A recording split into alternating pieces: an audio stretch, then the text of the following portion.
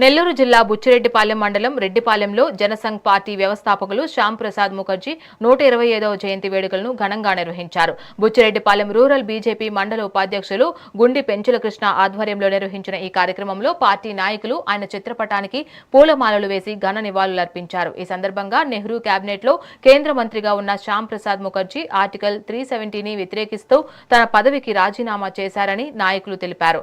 ఆ తర్వాత రాజకీయ కుట్రలతో కాశ్మీర్ జైల్లో ఆయన ప్రాణాలు కోల్పోయారని గుర్తు చేశారు. నేడు ప్రధాని నరేంద్ర మోడీ ఆర్టికల్ 370ని రద్దు చేసి ఆయన ఆశయాలకు అనుగుణంగా పాలిస్తున్నారని కొనియాడారు. అనంతరం అంగన్వాడీ స్కూల్ పిల్లలకు స్వీట్లు పంపిణీ చేశారు.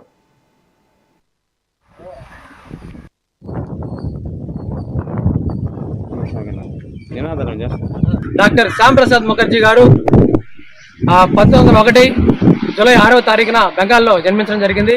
ఈయన చిన్నతనం నుంచే ఒక చదువులో కానీ విద్యాపరంగా కూడా ఎన్నో ఘనతలు సాధించిన వ్యక్తి.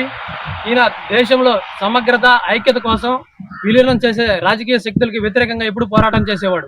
అదేవిధంగా ఒకే దేశంలో 2 రాజ్యాంగాలు, 2 ప్రధానులు, 2 జెండాలు ఉండకూడదని తీవ్రంగా వ్యతిరేకిస్తూ ఒక ఉద్యమాన్ని తీసుకురావడం జరిగింది.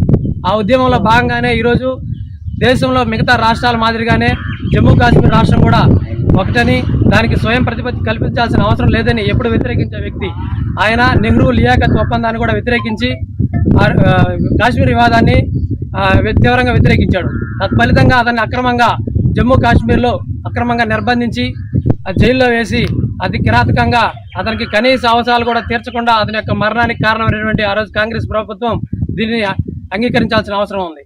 1975లో ఎమర్జెన్సీ తీసుకొచ్చి ఎన్నో ఇల్లీగల్ పనులన్నీ కూడా చేసినటువంటి కాంగ్రెస్ ప్రభుత్వం ఆ యొక్క కాంగ్రెస్ ప్రభుత్వాన్ని ఆ రోజు జనసంఘ్ ప్రభుత్వం ఉన్నప్పటి నుంచి కూడా శ్యామ్ ప్రసాద్ ముఖర్జీ అయితేనే ఉంది, పండిట్ దీన్ దయాళ్ ఉపాధ్యాయ గారు, అదేవిధంగా అటల్ బిహారీ వాజ్పేయి గారు వ్యతిరేకిస్తూ దేశ సమగ్రతకు పాటుపడుతూ వస్తున్నారు.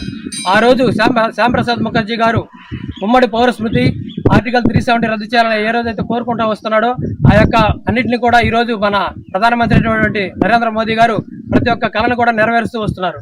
కాబట్టి ఇక్కడ ఉన్నటువంటి నాయకులు, కార్యకర్తలు అందరూ కూడా డాక్టర్ శ్యామ్ ప్రసాద్ ముఖర్జీ గారి జీవితాన్ని ఆశయంగా తీసుకొని ప్రతి ఒక్కరూ ముందుకు పోవాలని చెప్పేసి నేను మనస్ఫూర్తిగా కోరుకుంటున్నాను. ఈ అవకాశం ఇచ్చినటువంటి రెడ్డిపాలెం గ్రామ నాయకులకి, కార్యకర్తలకి, అదేవిధంగా మండల నాయకులందరూ కూడా ధన్యవాదాలు తెలియజేస్తున్నాను. డాక్టర్ శ్యామ్